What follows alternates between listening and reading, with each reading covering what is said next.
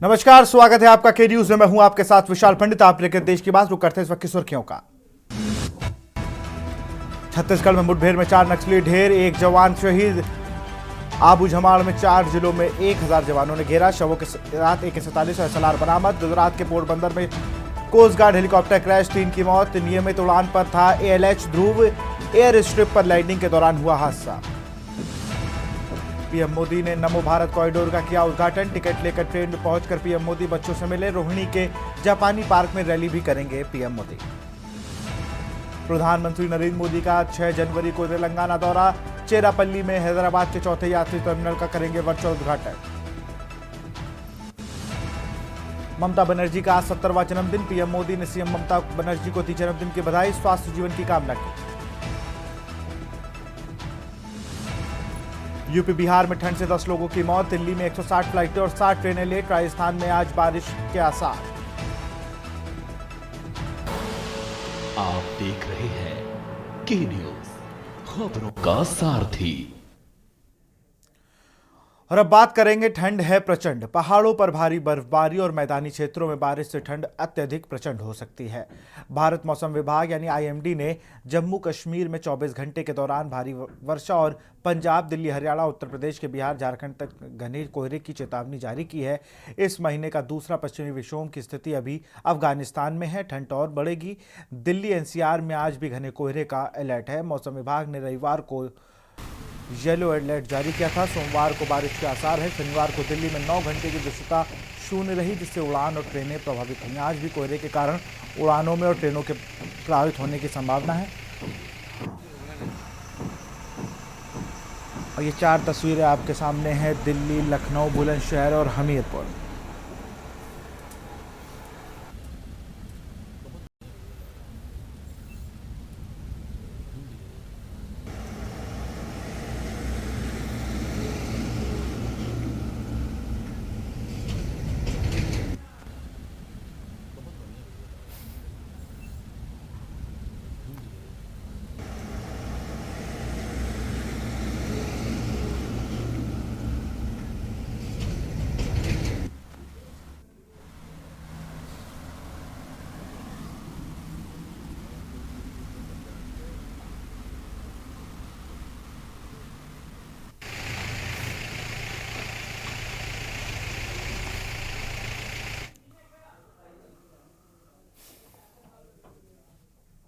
खबर हमीरपुर से है, जहां भीषण ठंड के साथ घने कोहरे की प्रकोप जारी है। शीतलहर लोगों को जहां लगातार परेशान कर रही है, वहीं शाम से घने कोहरे की चादर अगले दिन दोपहर तक पूरी समाप्त नहीं होती है। इसके नेशनल हाईवे सहित तमाम सड़कों पर चलने वाले वाहनों की रफ्तार थमी रहती है। ठंड के सितम से आम जनजीवन बुरी तरह से प्रभावित है। बाजारों में लोगों की आवाजाही काफ़ी कम रहती है। शहर और कस्बों सहित ग्रामीण इलाकों में लोग ठंड से बचने के लिए अलाव का सहारा ले रहे हैं।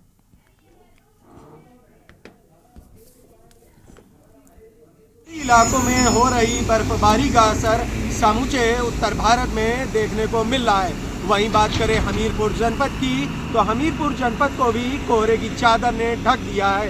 वहीं इस वक्त हम हमीरपुर मुख्यालय के मुख्य तिराहे पे खड़े हुए हैं।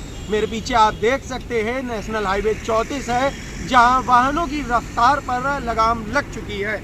आपको बता दें कि कड़ाके की ठंड को देखते हुए जो जिला प्रशासन है उसने आम जनमानस के लिए, चाहे वो अलाव की व्यवस्था हो, रैन बसेरे की व्यवस्था हो, तमाम तरीके के इंतजाम किए हुए हैं। सिद्धार्थ द्विवेदी, के न्यूज़ इंडिया, हमीरपुर।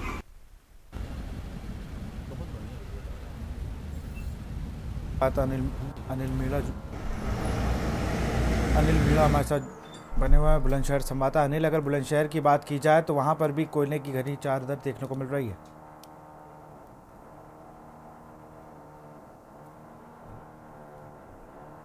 कोहरा पड़ा था और कोहरे की वजह से अगर बात की जाए लगातार जनजीवन अस्त व्यस्त है। नहीं, अगर आज की बात करें, दिन की अगर फिलहाल की बात करें, तो तापमान में कहीं ना कहीं बढ़ोतरी हुई है। और जिस तरह से जो सूर्य नारायण भगवान के जो दर्शन हुए, उससे कहीं ना कहीं लोगों ने राहत की सांस ली है। और लोगों का जो मानना है, उनका कहना है कि कहीं धूप निकलने से कहीं ना कहीं लोगों में जो जिस तरह से जो सर्दी जो बहुत ज्यादा लोगों को सता रही थी, उससे कहीं ना कहीं राहत मिली है। और लगातार देखा जा रहा है जिस तरह से अगर आज जो धूप बहुत तेज धूप निकली है, तो हो सकता है लगातार हवा जरूर चल रही है, लेकिन रात को अगर जिस तरह से धूप निकली है, उससे कहीं ना कहीं लगता है कि पाला गिरने की लगातार संभावना लग रही है। अगर पाला गिरता है तो कहीं ना कहीं लोगों को, अगर बात की जाए विशाल, किसानों को बहुत ज्यादा नुकसान हो सकता है, क्योंकि पाले से आलू की जो फसल है और लाह की फसल है वो कहीं ना कहीं पूरी तरह से नष्ट होने के कगार पर जा सकती है, क्योंकि लगातार कहीं ना कहीं किसानों को भी ये चिंता सता रही है कि पाला पड़ना कहीं ना कहीं फसल के लिए भी नुकसानदायक है। क्योंकि कोहरे की जो मार है, कोहरे की मार से इतना फसलों पर असर नहीं पड़ता है, लेकिन अगर पाला पड़ता है तो पाले से कहीं ना कहीं बहुत ज्यादा किसानों को नुकसान हो सकता है, और किसानों का जो नुकसान है, जो फसल में जो काफी तादाद में जो लागत लगाई जाती है वो पूरी तरह से बेकार हो जाएगी, और बेकार होने के बाद किसान पूरी तरह से कंगाली कगार पे आएगा, और कंगाली कगार पे आने के बाद कहीं ना कहीं किसानों को बहुत ज्यादा नुकसान होगा।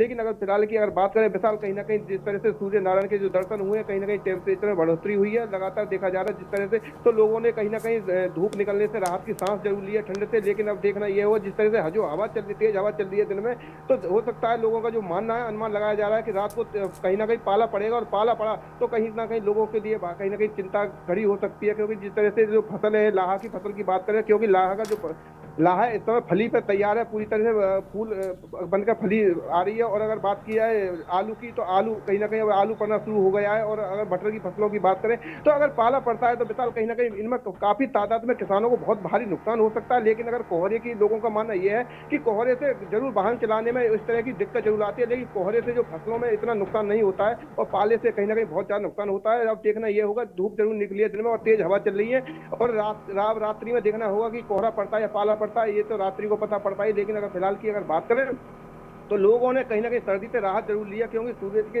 अगर तापमान की बात करें, लगातार अगर तापमान अब देखा जा रहा है तो करीब 25 डिग्री के करीब तापमान है, क्योंकि धूप तेज निकल रही है। और तेज निकलने के साथ साथ अब लोगों का सिर्फ यही अनुमान है, जो पश्चिम से जो हवा चल रही है, तो लोगों का तो कहीं ना कहीं ये भी मानना है कि कहीं ना कहीं बरसात हुई है, जिससे ठंडी हवा चल रही है। और लोगों का ये भी मानना है कि अगर रात्रि में अगर जिस तरह से धूप निकली है तो कहीं ना कहीं पाला पड़ेगा, और पाला जो पड़ा तो उससे कहीं ना कहीं फसलों में भारी नुकसान होगा, और नुकसान होने से किसान कहीं ना कहीं बहुत ही ज्यादा घाटे में जाएगा। क्योंकि जिस तरह से महंगाई का दौर चल रहा है, उसमें कहीं ना कहीं किसानों को भी अपनी फसल की चिंता सता रही है। और हो सकता है, क्योंकि अगर मौसम विभाग की अगर बात करें तो मौसम विभाग ने भी कहीं ना कहीं 2 या 3 दिन के अंदर बारिश होने की संभावना जताई है। अगर बारिश भी होती है तो बारिश से भी कहीं ना कहीं आलू की फसल में काफी नुकसान और लाह की फसल में भारी नुकसान होने की संभावना जताई जा रही है। विशाल जी बिल्कुल, बने रहिए अनिल हमारे साथ निकेत राजधानी लखनऊ जुड़े हुए हैं। अगर निकेत बात की जाए लखनऊ में, तो आपके पीछे भी साफ कोहरा पता चल सकता है। राजधानी में क्या कुछ अलर्ट है और क्या कुछ तैयारियां हैं?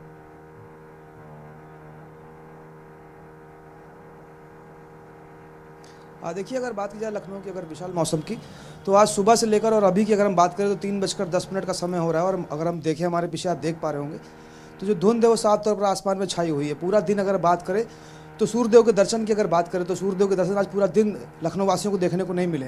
हालांकि अगर बात करें तैयारियों की, तो जो नगर विकास मंत्री A.K. शर्मा है, उन्होंने कल ही बैठक करके वर्चुअल माध्यम से सभी नगर निगम और सभी नगर पालिकाओं को ये निर्देश दिए थे कि जो समुचित व्यवस्था करनी है ठंड को लेकर, अब वो व्यवस्थाएं सभी नगर निगम और नगर पालिका परिषद कर लें।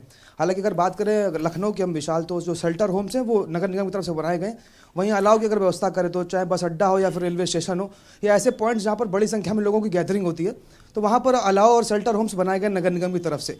उसके बावजूद भी अगर बात करें तो कुछ जगह कमियां और खामियां जरूर देखने को मिल रही। हालांकि उनको संज्ञान में लाकर प्रयास किया जा रहा है कि लोगों को समुचित व्यवस्था इस ठंड के मौसम में दी जा सके प्रशासन की तरफ से, ताकि खुले आसमान में लोगों को परेशान ना होना पड़े। लेकिन विशाल ये ज़रूर है कि ऐसे बदलते मौसम में जब विजुअलिटी अगर हम बात करें तो कोहरे की वजह से जो दृश्यता है वो शून्य तक पहुंच जाती है।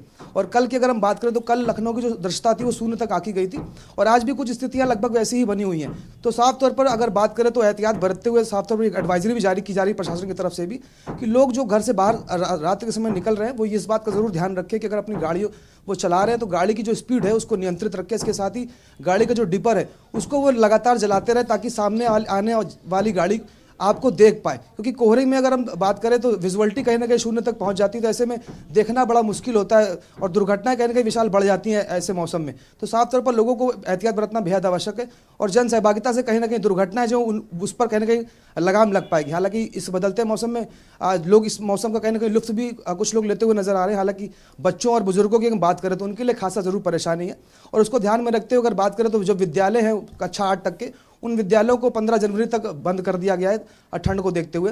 हालांकि अगर बात करें बुजुर्गों की, तो अस्पतालों में हालांकि जो सांस के मरीज हैं या फिर बुजुर्ग लोग हैं उनकी संख्या हालांकि बढ़ती हुई नजर आ रही है। उसको लेकर अस्पताल प्रशासन भी तमाम जो आवश्यक जो प्रयास किए जाने हैं वो कर रहे हैं। इसके साथ ही अस्पतालों में भी शेल्टर होम्स बनाए गए, इसके साथ ही अलाव वगैरह की व्यवस्था अस्पताल प्रशासन की तरफ से भी की जा रही है। विशाल बिल्कुल, क्योंकि जिस तरीके से जो तैयारियां हैं वो तो कर ली हैं, किसानों को लेकर क्या कुछ है? जिस तरीके से भी अनिल मीणा हमारे संवाददाता बता रहे थे निकेत, प्रशासन सरकार की तरफ से किसानों के लिए क्या कुछ तैयारियां की गई हैं सर्दी में?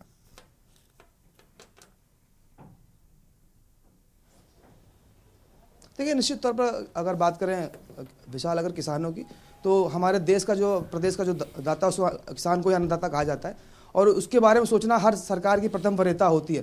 हालांकि अगर बात करें मौजूदा वर्तमान सरकार की, तो लगातार प्रदेश के मुखिया योगी आदित्यनाथ किसानों की समस्याओं को लेकर संजीदा रहते हैं और हर बार वो ये प्रयास करते हैं कि किसी भी मौसम में अगर किसानों की फसल का अगर कोई नुकसान होता है तो उनके फसलों को उचित मुआवजा दिया जाए प्रदेश सरकार की तरफ से। और हालांकि ऐसी ही कुछ तैयारी विभाग की तरफ से, प्रशासन की तरफ से की गई है। कृषि विभाग की तरफ से भी लगातार किसानों को भी एहतियात बरतने के लिए कहा जा रहा है। हालांकि ज़रूर बदलते मौसम में जो फसलें हैं उन पर ज़रूर कहीं ना कहीं उस पर प्रभाव ज़रूर पड़ेगा और उससे नुकसान भी कहीं ना कहीं उम्मीद जताई जा रही है, कुछ नुकसान भी हो सकता है। हालांकि मुआवजे की अगर बात करें तो प्रदेश सरकार जैसे कि हर मौसम में, बदलते मौसम में जब किसानों को नुकसान होता है फसलों का, तो उसका मुआवजा सरकार तय करती है और एक निश्चित मुआवजा प्रदेश सरकार की तरफ से दिया जाता है।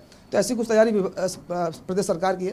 हालांकि निश्चित तौर पर इस बदलते मौसम में ज़रूर किसानों के लिए ज़रूर दोहरी मार होती हुई नजर आएगी। विशाल, बिल्कुल, बहुत बहुत शुक्रिया आप दोनों का तमाम जानकारी के लिए। इनके तो अनिल, आप दोनों का बहुत बहुत शुक्रिया। हम बात कर रहे हैं ठंड है प्रचंड, ये 4 तस्वीरें आपके सामने है, दिल्ली, लखनऊ, बुलंदशहर, हमीरपुर। जिस तरीके से भी हमारे संवाददाता लखनऊ से जुड़े हुए थे निकेत, उन्होंने बताया कि AK शर्मा ने बैठक करके यह अलाव और तमाम रणनसरों की लेकर एक गाइडलाइन जारी की है।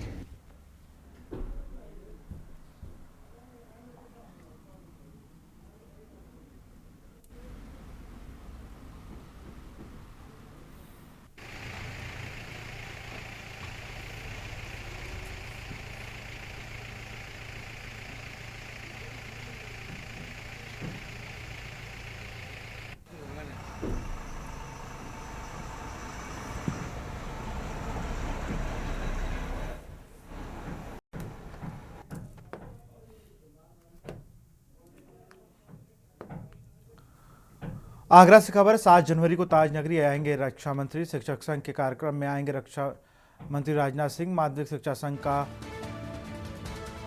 होगा 57वां सम्मेलन। मुफीद एवं आम इंटर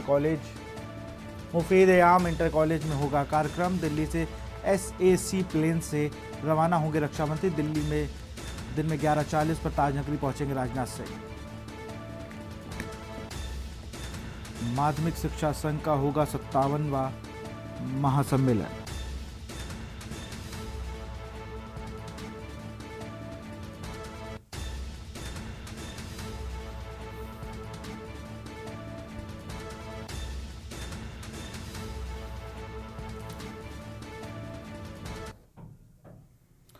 आप सांसद संजय सिंह क्या कुछ कह रहे हैं, सुन लेते हैं।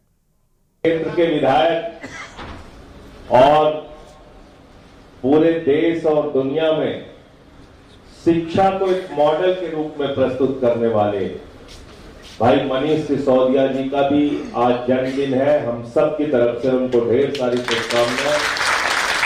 शिक्षा क्रांति के जनक। साथियों, दोस्तों, संभवतः 1-2 दिन में चुनाव की आचार संहिता घोषित हो जाएगी और फिर नामांकन की प्रक्रिया और अपने प्रचार में आप लोग जुट जाएंगे। लेकिन सबसे महत्वपूर्ण बात आम आदमी पार्टी के बारे में क्या है? भारतीय जनता पार्टी चुनाव मैदान में है, कांग्रेस पार्टी चुनाव मैदान में है। दोनों पार्टियों का दिन रात एक ही काम है, गाली दो, गाली दो और गाली दो। भारतीय जनता पार्टी के नेताओं से आप कुछ भी पूछिए, उनके मुंह से गाली के अलावा कुछ नहीं निकलता। क्या ऐसे लोगों के हाथ में दिल्ली का भविष्य सुरक्षित है क्या? जोर से बोलिए, सुरक्षित है क्या? इन गालीबाजों के हाथ में दिल्ली का भविष्य सुरक्षित है क्या? नौजवानों का भविष्य सुरक्षित है क्या?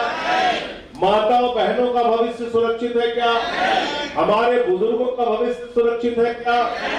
और सबसे बड़ी बात, इस देश, इस दिल्ली के भविष्य, हमारे नौनिहाल, हमारे बच्चे, उनका भविष्य सुरक्षित है क्या?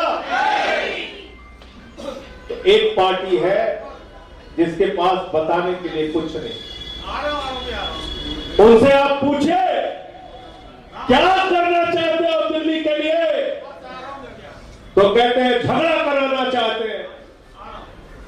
क्या करना चाहते हो दिल्ली के लिए, हिंदू मुसलमान का झगड़ा हो, सिखों के खिलाफ उनको खालिस्तानी कह के अपमानित किया जाए, किसान बोले तो लाठियों से पीटा जाए। अरे भैया शिक्षा पे बात कर लो। नहीं नहीं नहीं नहीं नहीं, शिक्षा से तो कोई मतलब नहीं, हमें तो झगड़ा कराना है। हमने देखा इसी दिल्ली के अंदर, देश की राजधानी दिल्ली में भारतीय जनता पार्टी के लोगों ने चुनाव के बाद 5 साल पहले दिल्ली को नफरत की आग में झोंकने का प्रयास किया। ऐसी पार्टी की जमानतें जब्त करानी है दिल्ली के अंदर, और हमें बात करनी है शिक्षा पे, स्वास्थ्य पे, बिजली पे, पानी। भाजपाई राष्ट्रवाद के बारे में बोलते हैं, इससे ज्यादा मजाक मुझे कुछ नहीं लगता। प्रधानमंत्री राष्ट्रवाद के बारे में बोलते हैं, बीजेपी के लोग राष्ट्रवाद के बारे में बोलते हैं। वो पार्टी जिसने नवाज शरीफ के बर्थडे का केक काटने के लिए प्रधानमंत्री बिना बुलाए चले गए थे, वो पार्टी जिसने हिंदुस्तान में आतंकवाद फैलाने वाले संगठन आईएसआई को पठानकोट में बुलाकर हमारे शहीदों की जांच कराने का काम किया, वो पार्टी जिसने भारत के प्रधानमंत्री के तौर पे नरेंद्र मोदी ने पहली बार पाकिस्तान के प्रधानमंत्री को अपने शपथ ग्रहण समारोह में बुलाने का काम किया, वो पार्टी जिनके पूर्वजों का इतिहास अंग्रेजों के साथ मिलकर क्रांतिकारियों की गद्दारी करने का है, वो कभी भी राष्ट्रभक्त और राष्ट्रवादी नहीं हो सकते। याद रखें, ये लोग राष्ट्रवाद की बात करेंगे जो अंग्रेजों की दलाली करने का काम करते। इतिहास पढ़ लेना उठा के इनके मुंह से राष्ट्रवाद की बात अच्छी नहीं लगती। दूसरी बात, भ्रष्टाचार के खिलाफ बोलते हैं भाजपा। मैंने तो पार्लियामेंट के अंदर कहा कि भ्रष्टाचार के खिलाफ भाजपा ही बोलते हैं, तो लगता है ओसामा बिन लादेन अहिंसा पे उपदेश दे रहा है। कौन सी पार्टी भ्रष्टाचार के खिलाफ बोल रही है? जिसने वाटर घोटाले के आरोपी हेमंत विश्व शर्मा को, जिसके खिलाफ बुकलेट निकालने का काम किया, उस हेमंत विश्व शर्मा को प्रधानमंत्री ने गले लगाकर आसाम का मुख्यमंत्री बनाने का काम किया। वो पार्टी भ्रष्टाचार के खिलाफ बोलती है जिसके नेता शुभेंदु अधिकारी भारतीय जनता पार्टी के लीडर ऑफ अपोजिशन है। बंगाल के अंदर जो सीबीआई और ईडी के मामले में शारदा और नारदा स्कैम में फंसे हुए थे, मुकुल राय को राष्ट्रीय उपाध्यक्ष बनाती है। वो पार्टी भ्रष्टाचार के खिलाफ बोलती है जिसके नेता आदरणीय नरेंद्र मोदी जी भोपाल की रैली में कहते हैं अजीत पवार ने 70,000 का सिंचाई घोटाला किया, 70,000 करोड़ का सिंचाई घोटाला किया, 70,000 करोड़ का सिंचाई घोटाला किया। ऐसा चिल्ला चिल्ला के मोदी जी बोल रहे थे, लग रहा था कभी गर्दन पकड़ के गिरफ्तार कर लेंगे, लेकिन हमने देखा गर्दन पकड़ने के बजाय दूसरे दिन मोदी जी गले लगा रहे थे। अजीत पवार किसके साथ है? किसके साथ है? किसके साथ है? छगन भुजबल किसके साथ है? हसन मुश्रीफ किसके साथ है? नारायण राणे किसके साथ है? येदियुरप्पा किसके साथ है? शिवराज सिंह चौहान किसके साथ है? व्यापम घोटाले के आरोपी किसके साथ है? जनार्दन रेड्डी माइनिंग घोटाले वाला किसके साथ है? हिंदुस्तान के बड़े बड़े भ्रष्टाचारी आज किसके साथ है? किसके साथ है? किसके साथ है?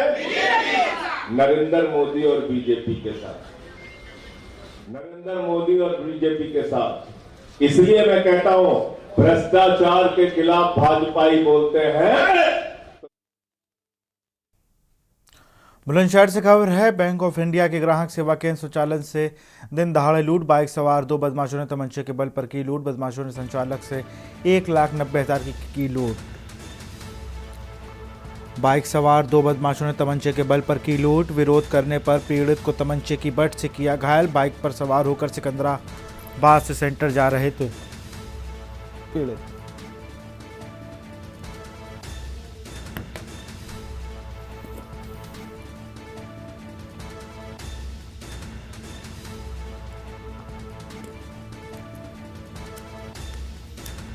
बाइक पर सवार होकर सिकंदराबाद से सेंटर जा रहे थे पीड़ित।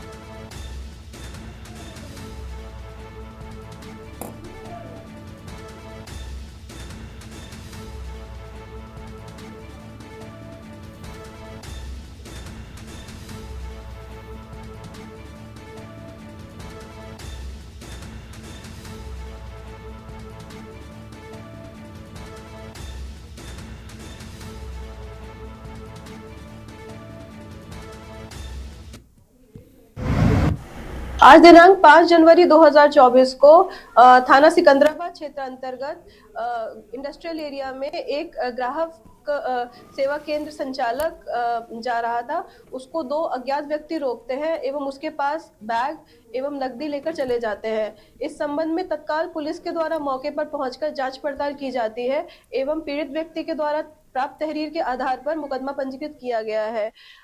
टीमें गठित कर दी गई हैं। शीघ्र ही इस घटना का अनावरण सुनिश्चित किया जाएगा।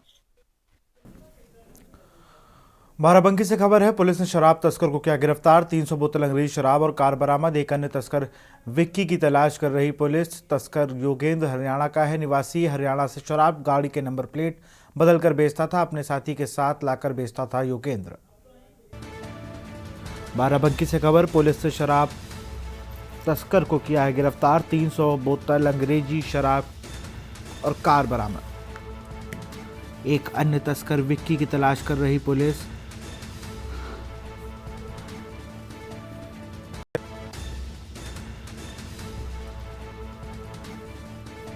एक अन्य तस्कर विक्की की तलाश कर रही पुलिस।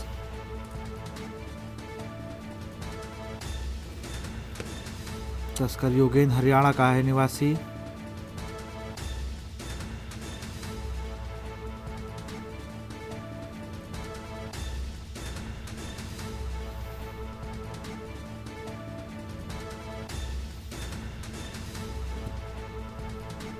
बाराबंकी से खबर, पुलिस ने शराब तस्कर को किया गिरफ्तार।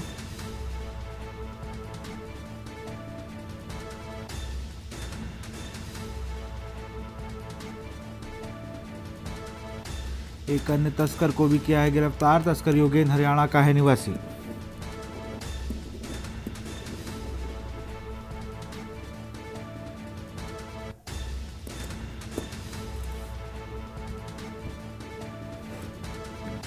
तस्कर योगेंद्र हरियाणा का है निवासी। हरियाणा से शराब गाड़ी के नंबर प्लेट बदलकर बेचता था।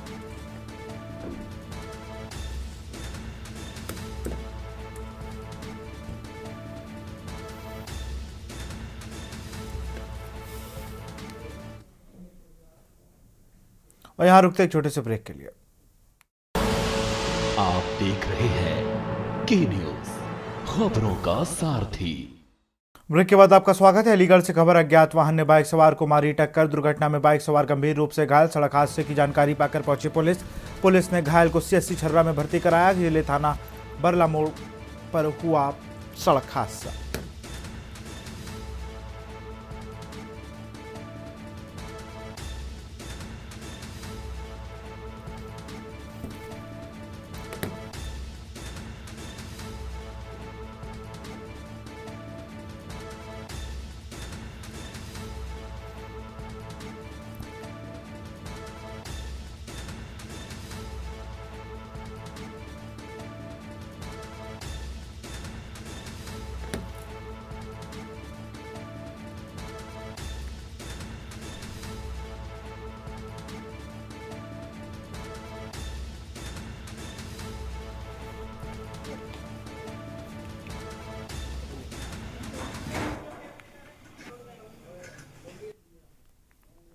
ये एक्सीडेंट का मामला है।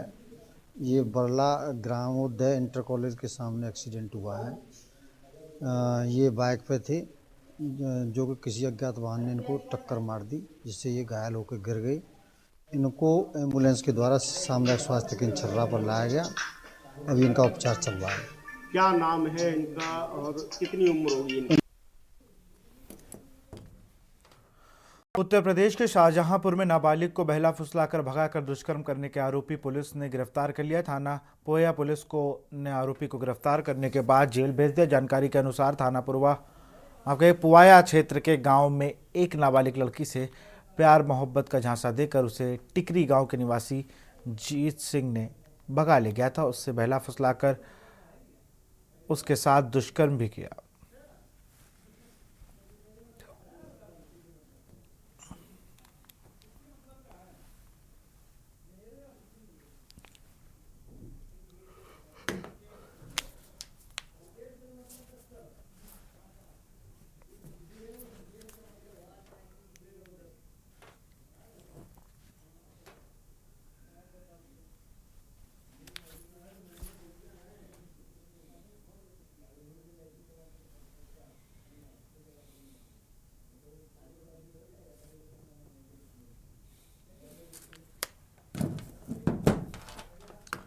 इटावा महोत्सव के तहत प्रदर्शनी पंडाल में शनिवार रात चक्रव्यूह कार्यक्रम का आयोजन किया गया, जिसमें टीवी सीरियल के कलाकारों ने अपनी प्रस्तुति दी। कार्यक्रम में यूपी सरकार के संस्कृति एवं पर्यटन मंत्री जयवीर सिंह मुख्य अतिथि के तौर पर शामिल हुए। मंत्री जयवीर सिंह ने मीडिया से सवालों में जवाब विपक्ष पर जमकर हमला बोला।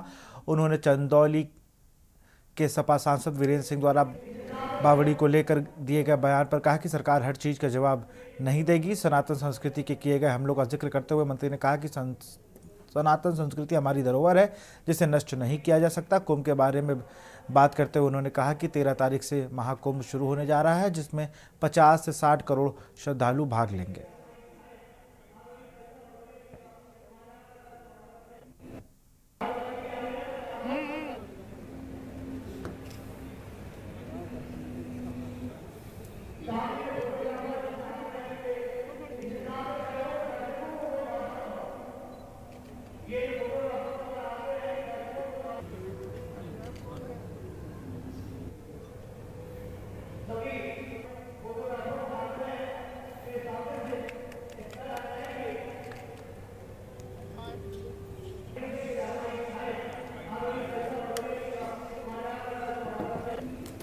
अब एक एक चीज का सरकार ये थोड़ी जवाब देती रहे कौन क्या कह रहा है। अगर कोई जिम्मेदार लोग कुछ करेंगे ये तो टीका टिप्पणियां होती रहेंगी, लेकिन मैं कह सकता हूँ कि सनातन संस्कृति पे अभी नहीं, आदि काल से हमले होते रहे।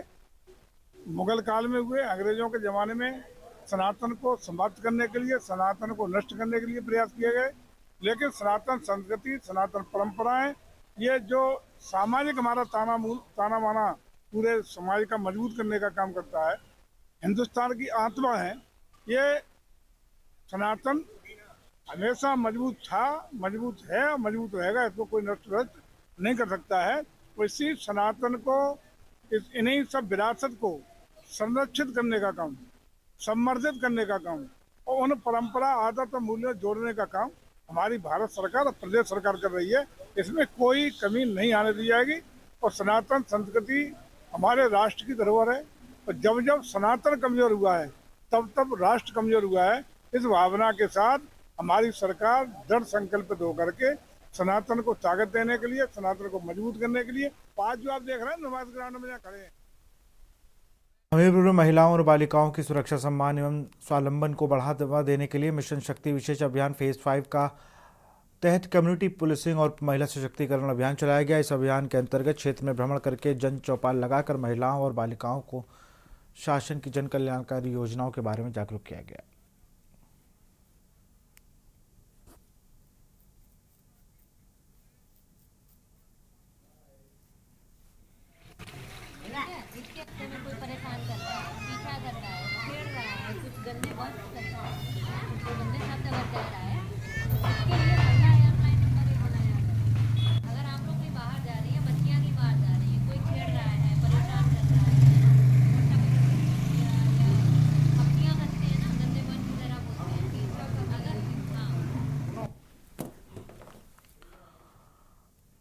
अलीगढ़ मुस्लिम विश्वविद्यालय एएमयू ने वर्ष 2025-26 के लिए प्रवेश परीक्षा कार्यक्रम की घोषणा कर दी है। विश्वविद्यालय ने इस बार छात्रों की सुविधा ध्यान में रखते हुए कुछ महत्वपूर्ण कदम बदलाव किए हैं। अब ऑनलाइन आवेदन के बाद छात्रों को फॉर्म और दस्तावेज की कॉपी भेजने की जरूरत नहीं होगी और वे अपने प्रवेश परीक्षा फॉर्म में संशोधन भी कर सकेंगे। एएमयू के प्रवेश परीक्षा कार्यक्रम के अनुसार बीए की परीक्षा 9 अप्रैल को होगी, जबकि कक्षा 11 और डिप्लोमा इंजीनियरिंग की परीक्षा 27 अप्रैल को होगी और प्रवेश परीक्षा फॉर्म 31 जनवरी तक भरकर भेजे जाएंगे।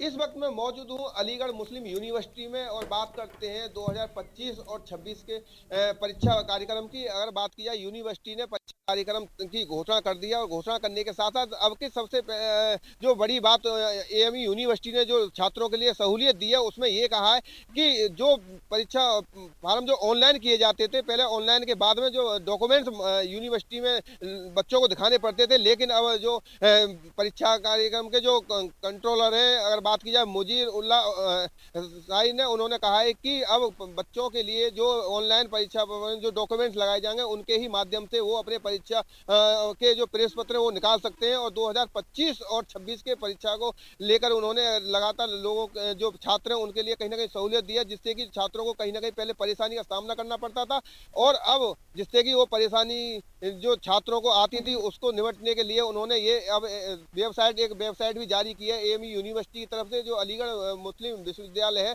उसने एक वेबसाइट के माध्यम से जो बच्चे अब वेबसाइट पे ही अपने परीक्षा उनको डाउनलोड कर सकते हैं और डाउनलोड के साथ साथ अगर बात की जाए तो उन्होंने ये भी कहा है कि जो बच्चे पहले अलीगढ़ यूनिवर्सिटी में अपने डॉक्यूमेंट दिखाने आना पड़ता था, अब उनको दिखाने नहीं आया। जो डाउनलोड किए जाएंगे, जो परीक्षा जो ऑनलाइन किए जाएंगे उन्हीं के वास्ते सबमिट किया अपने फार्म को प्रेस पत्र को सबमिट कर सकते हैं। और सबमिट करने के साथ साथ उन्होंने कहा है कि जो परीक्षा परिणाम है, चाहे वो बीए ऑनर्स की बात करें, बीएससी की बात करें, डिप्लोमा की बात करें, सभी को लेकर उन्होंने गाइडलाइन जारी कर दी है। और जो परीक्षा जो कंट्रोलर जो है उन्होंने बच्चों के लिए सहूलियत देते हुए कहा है कि किसी तरह की अब बच्चों के लिए जो परेशानी जो पहले आती थी उसको निपटने के लिए इस तरह की जो प्रशासन है एएमयू यूनिवर्सिटी का उसने घोषणा की है कि जिससे कि बच्चों को कोई परेशानी ना आए। और जो बच्चों की सहूलियत को देखते हुए उन्होंने कहा कि जो बच्चे जिस फार्म को ऑनलाइन करेंगे, ऑनलाइन के बाद में जो डॉक्यूमेंट्स लगाए जाएंगे उनसे ही बच्चे अपना प्रेस पत्र निकाल सकते हैं। अनिल मीना, के इंडिया, अलीगढ़। उत्तर प्रदेश के कौशाम्बी जिले में एक आर्मी जवान के मकान पर तथाकथित व्यापारी ने कब्जा करने का प्रयास किया है। मामला कोकराज थाना क्षेत्र के भवारी कस्बे के मेहता रोड स्थित शहीद गुलाब सेन वार्ड का है। यहां सेना के जवान प्रियांशु सिंह ने अपने मकान किराए पर दिया था, लेकिन अब जब जवान ने मकान खाली करने के प्रयास किया तो व्यापारी ने अपने 2 पुत्रों और अन्य कुछ लोगों की मदद से मकान पर कब्जा करने की कोशिश की। सेना के जवान ने राज्य मंत्री स्वतंत्र प्रभार और डीएम से शिकायत की है और आरोप लगाया है कि व्यापारी और उसके साथी उसके और उसके परिवार को जान से मारने की धमकी दे रहे हैं। जवान ने डीएम और पुलिस अधीक्षक को इस मामले में कार्रवाई करने की मांग की है। दबंगों से मकान खाली कराने की अपील की है।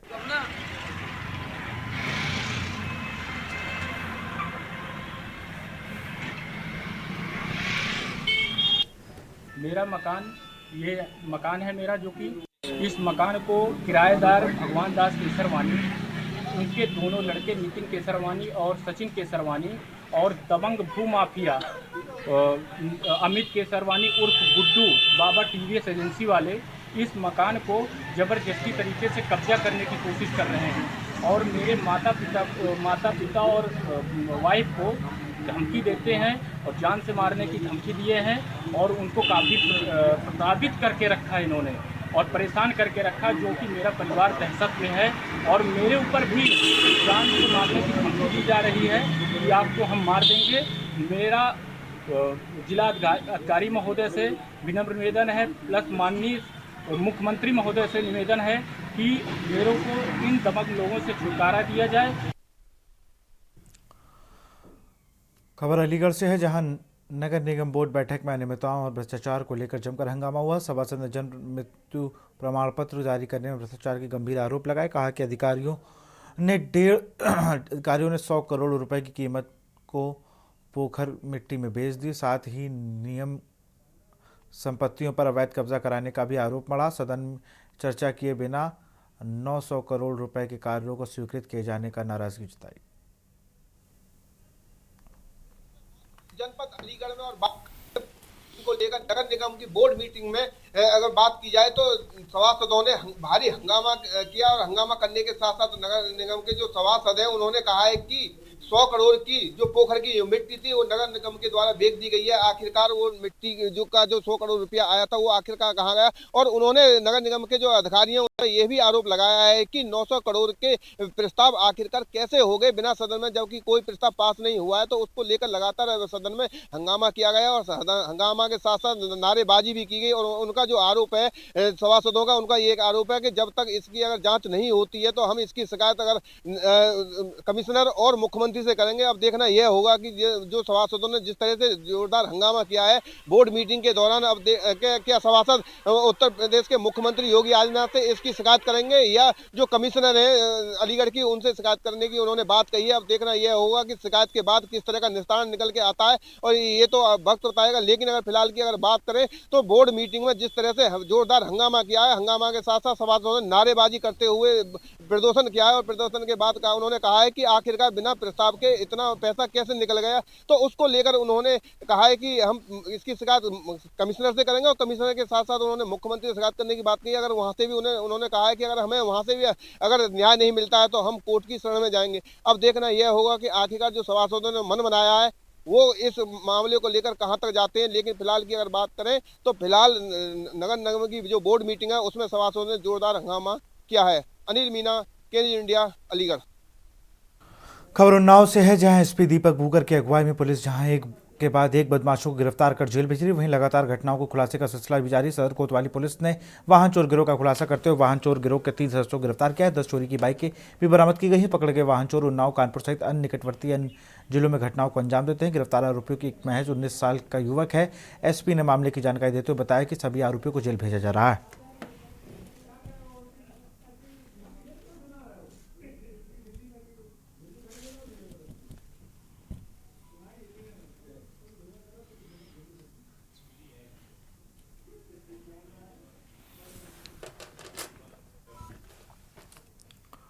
खबर एटा से है, जहां पूर्व राज्यपाल और एवं पूर्व मुख्यमंत्री स्वर्गीय कल्याण सिंह की जयंती पर रक्तदान शिविर का आयोजन हुआ। मेडिकल कॉलेज के ब्लड बैंक में आयोजित रक्तदान शिविर का प्रचार डॉक्टर रजनी पटेल ने फीता काट कर शुभारंभ किया। इससे पहले रक्तदान शिविर के लिए जागरूक अभियान चलाया गया। 50 रक्तदान दाताओं को पंजीकरण भी कराया गया। प्रचार ने रक्तदान की उपयोगिताओं के बारे में बताया और कहा कि दान में प्राप्त किसी न किसी का जीवन बचता है।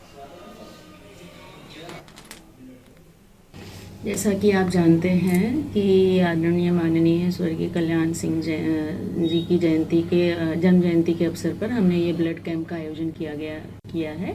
इसमें लगभग 50 के करीब रजिस्ट्रेशन हो चुके हैं और अभी लोग आ रहे हैं और इस उपलक्ष्य में खुशी से और ब्लड दे रहे हैं और लगातार ये प्रक्रिया जारी है और लगभग 5:30 बजे तक ये प्रक्रिया इसी तरह जारी रहेगी। खबर फर्रुखाबाद से, जहां फतेहगढ़ ऑफिसर्स क्लब में डॉक्टर डीएम वीके सिंह की अध्यक्षता में सदर और कायमगंज तहसील सभागार में एसडीएम सुभाष चंद्र प्रजापति की अध्यक्षता में संपूर्ण समाधान दिवस आयोजित किया गया। इस दौरान सदर तहसील में प्राप्त हुई कुल 73 में से 6, कायमगंज में 138 में से 18 शिकायतों का मौके पर निस्तारण किया गया।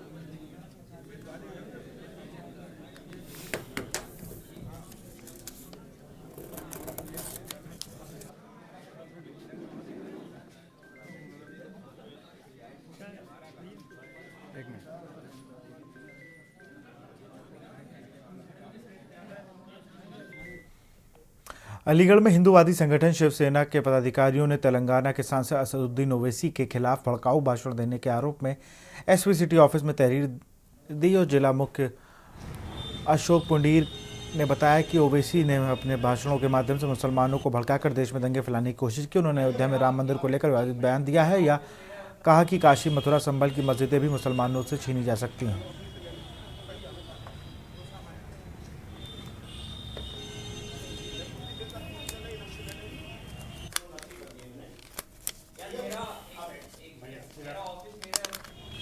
आज ओवैसी के खिलाफ पुलिस अधीक्षक नगर को हमने एक तहरीर दी है, उन्होंने आश्वासन दिया है कि तो FIR दर्ज की जाएगी और उसके खिलाफ कार्रवाई की जाएगी। ये ओवैसी, असुद्दीन ओवैसी मामला ही भड़काऊ भाषण देता है, और ये भड़काऊ भाषण देता है। ये कहता है कि मेरा जो छोटा भाई है, जो कहता था 15 मिनट के लिए फोर्स हटा लो, हम हिंदुओं को देख लेंगे। मैंने एक तहरीर 2022 27/5/2022 को थाना शासनी गेट में दी, तेलंगाना सांसद ओवैसी के खिलाफ। आज मैंने तहरीर SP सिटी साहब को दी है, तेलंगाना सांसद ओवैसी के खिलाफ। ये संभल में जो हमारा मंदिर है उसको मस्जिद साबित करने चाहते हैं। ये अपने भड़काऊ भाषण देकर के चौकी बन रही प्रशासन के शासन के आदेश से उसको भी बफर की संपत्ति बताता है। ये इस आदमी ने ये प्रदेश में एक ऐसी आग भड़काना चाहता है, मुसलमानों को भड़का करके ऐसी आग लगाना चाहता है कि प्रदेश को शांति नहीं रहने देगा ये व्यक्ति।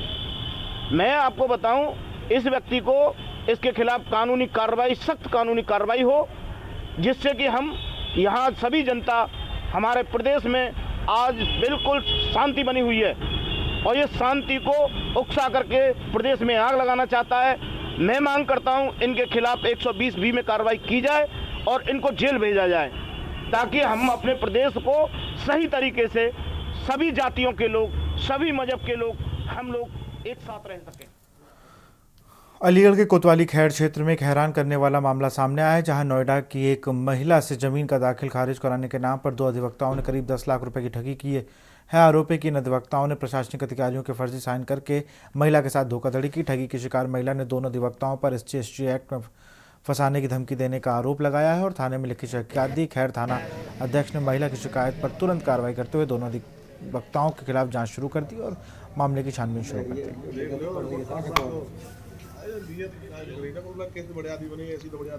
यहाँ पर एक है जिनसे हमारा संपर्क हुआ, हम 2 है, अब एक साथ ही बैठते हैं, अमित और ओमवीर नाम से, और इन्होंने मुझसे इनसे मैंने बेनामे करानी शुरू किए।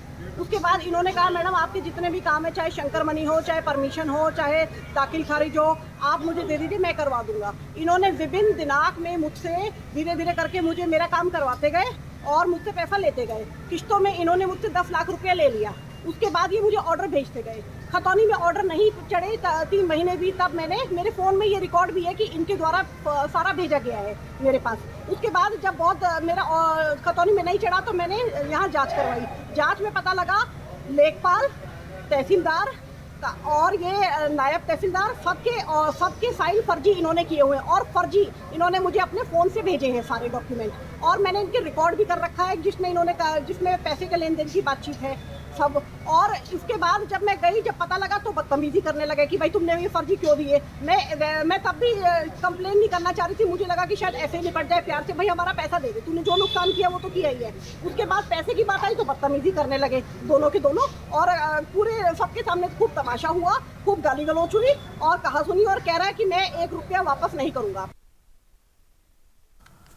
इटावा के वन विभाग ने टिप ऑफ के आधार पर बांग्लादेश के ढाका में जा रहे ट्रक में से 528 कछुए बरामद किए हैं। यह सभी कछुए सुंदरी प्रजाति के हैं। ट्रक में अन्य बिजली का सामान भरा हुआ था, उसके साथ छुपाकर कछुए ले जाए जा रहे थे। वन विभाग की STF टीम ने मैनपुरी से आ रहे ट्रक को कारली पुलिया के पास रोक लिया। चेकिंग के दौरान कछुए निकाले गए। इटावा के DFO अतुलकांत शुक्ला ने बताया कि ट्रक भगाने की फिराक में था, लेकिन वाहन चेकिंग के दौरान इसे सुबह तड़के 3 बजे घेर कर पकड़ लिया गया और इसमें से कुछ कछुए तस्करी के लिए ले जाए जा रहे थे। इस ट्रक में बिजली के सामान लदा हुआ है और दिल्ली से कोलकाता से होते हुए बांग्लादेश के ढाका जा रहा था।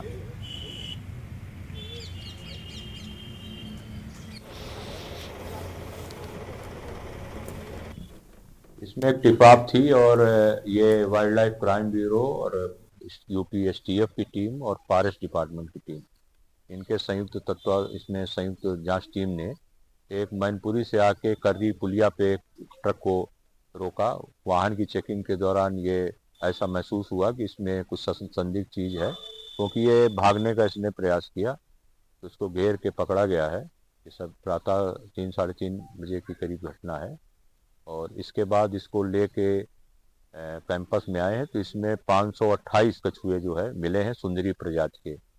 और ये ट्रक जो है वो वैसे तो सामान इसमें बिजली का लगा है, और ये ट्रक जो है वो दिल्ली से और ढाका जा रहा था, बांग्लादेश की राजधानी, वाया कलकत्ता। इसमें जो ये पकड़ा गया है, ये अब ये देखना है कि इसकी फॉरवर्ड लिंकिंग और बैकवर्ड लिंकिंग का लिंकेज का क्या स्थिति है, और उसके तहत फिर कार्रवाई की जाएगी। हम लोग कुछ सफ़ेद पोशों पे भी नज़र रखे हैं, उनकी भी शीघ्र गिरफ्तारी की जाएगी इस मामले में। खबर इंदौर से है, जहां रिंग रोड स्थित omni residency association of industries Madhya Pradesh का वार्षिक सम्मेलन व उद्योगपति सम्मान समारोह आयोजित हुआ। मुख्य अतिथि प्रदेश सरकार के एमएसएमई विभाग के मंत्री चैतन्य कश्यप, सांसद शंकर लालवानी और विशिष्ट अतिथि होटल एसोसिएशन के वेस्टर्न रीजन के चेयरमैन सुमित सूरी अध्यक्ष ने उद्योग और उद्यमियों को महत्वपूर्ण बताया। एसोसिएशन के अध्यक्ष योगेश मेहता ने समारोह में अहम भूमिका बताई। मध्य प्रदेश का ये बहुत ही प्रसिद्ध कार्यक्रम है जो वार्षिक उत्सव होता है, और इसमें हम ऐसे उद्योगपतियों को सम्मानित करते हैं जिन्होंने अपने क्षेत्र में एक कामयाबी हासिल की है। तो उसी क्षेत्र में आज हमने 7 उद्योगपतियों को सम्मानित किया है, और माननीय चेतन कश्यप जी जो इस प्रदेश के एमएसएमई मंत्री है वो हमारे बीच में पधारे। सांसद शंकर लालवानी जी भी हमारे बीच में आए। उन सब के द्वारा उद्योगपतियों का एक समागम हुआ। 1000 से अधिक उद्योगपति आज यहाँ पर इकट्ठे हुए, और सभी फील्ड के उद्योगपति थे, हर क्षेत्र का उद्योगपति था। तो ये बहुत ही एक गौरवपूर्ण और गरिमामय कार्यक्रम का आयोजन हुआ। इंदौर के प्रमुख उद्योगपतियों का सम्मान किया गया है, और यही इंदौर की एक शान भी है, गौरव भी है कि इंदौर के उद्योगपति इंदौर को नई ऊंचाइयों पर ले जा रहे हैं। और मैं आज इसके कार्यक्रम में यहाँ उपस्थित हुआ हूँ, और मुझे उम्मीद है कि इंदौर का भविष्य उज्जवल है, और मध्य प्रदेश को नई ऊंचाइयों पर ले जाने में इंदौर की एक बहुत बड़ी भूमिका रहेगी। खबर जबलपुर से है, जहां लाडगंज थाना क्षेत्र के बीते दिनों आशीष अहिरवार की शॉप में बीते दिनों चोरों ने सेंध लगाकर चोरी की घटना को अंजाम दिया था, जिसमें दुकान में रखे लाखों का पेमेंट को बड़े ही आराम से उड़ा ले गए थे। चोरी की घटना सीसीटीवी कैमरे में कैद हो गई थी। चोरी की घटना की शिकायत लाडगंज थाना में की गई, लेकिन थाने में सीसीटीवी फुटेज में देखने के बावजूद चोर पकड़ने के बजाय सवाल खड़े करते नजर आए। मैं हर वर्ष की तरह 1 तारीख को शिरडी के साईं बाबा के दर्शन करता हूं, और व्यापारिक रूप से मेरी फैक्ट्री भी है। उसमें मेरा कुछ पेमेंट कलेक्शन आई हुई थी। मेरी शॉप रानीताल नंबर 1 के पास है। मेरी पेमेंट करीब 2,15,000 रुपये थी, और शॉप में रखी हुई थी। एक सिंगल चोर आया और उसको कड़ी को काट कर रात को करीब 4 घंटे में उसने चोरी करके आराम से निकल गया। और पुलिस को हमने जो है पूरी सूचना दी, फोटो फुटेज दिए, सारी दस्तावेज दिए हैं कि भाई कहाँ से आया, कैसे गया है।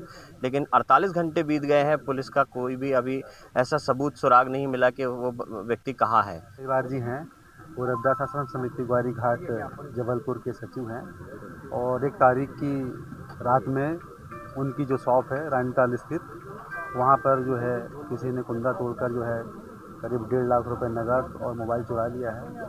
आशीष अहिरवार द्वारा FIR दर्ज कराई गई है, पर अभी तक जो है पुलिस ने किसी भी आरोपी को गिरफ्तार नहीं किया है, और पुलिस का जो रवैया है वो ठीक नहीं है। इसी बात को लेकर हम लोग आज रविदास आश्रम समिति ग्वारी घाट की तरफ से ज्ञापन दे रहे हैं, और पुलिस अधीक्षक जी से मांग कर रहे हैं कि आप शीघ्र चोरों को गिरफ्तार करें, नहीं तो हम लोग उग्र आंदोलन करेंगे पुलिस के खिलाफ। चंडीगढ़ से खबर है, हरियाणा सीएम नायब सिंह सैनी का आदेश। DCSP को हर महीने 1 रात गांव में बिताने के दिए निर्देश। चीफ सेक्रेटरी को भेजनी होगी report. CM Nayab Singh Saini IGSP Chandigarh तलब। महीने में 1 रात गांव में बितानी होगी। लोगों की समस्याओं को सुनकर उनका तुरंत समाधान भी करेंगे। नाइट स्टे का सख्ती से पालन करें, सीएम सैनी के ये आदेश।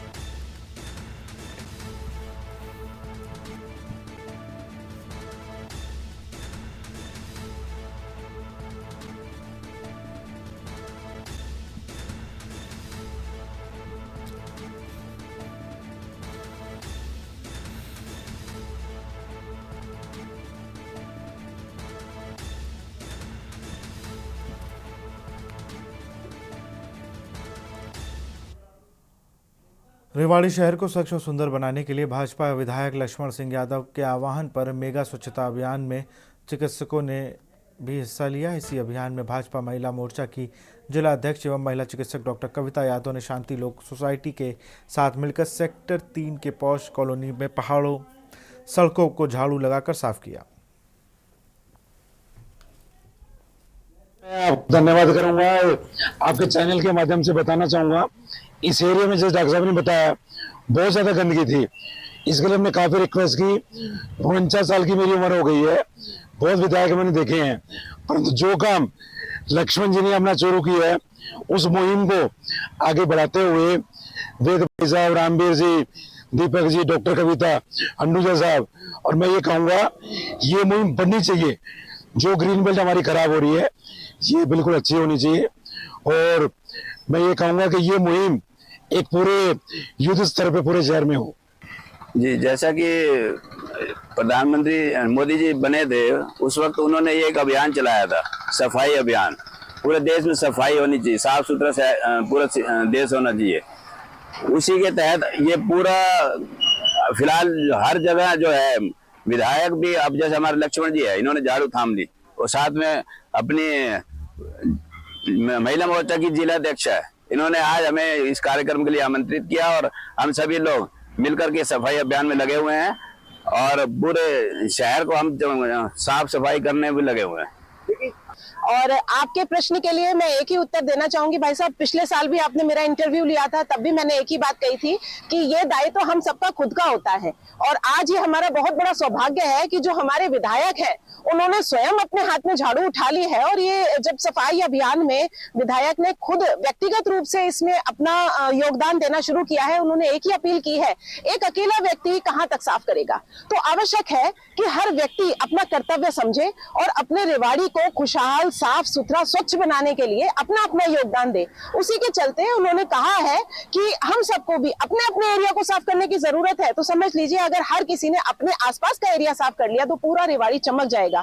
यही अपील है मेरी तो मेरे रेवाड़ी वासियों से, क्योंकि हम लोग बहुत ही समझदार भाई बहन हैं। सिर्फ थोड़े से कुछ भाई बहन आलस कर जाते हैं, ये आलस को त्यागो और अपने चारों तरफ की सफाई अच्छे से आप ध्यान रख लो, आप कर लो। खुद अपना सफाई करने में कोई बुराई वाली बात नहीं है और वो दिन दूर नहीं जब मेरा रेवाड़ी वास्तव में स्विट्जरलैंड बनेगा। खबरों में फिलहाल इतना ही। देखते रहिए न्यूज़ इंडिया। नमस्कार।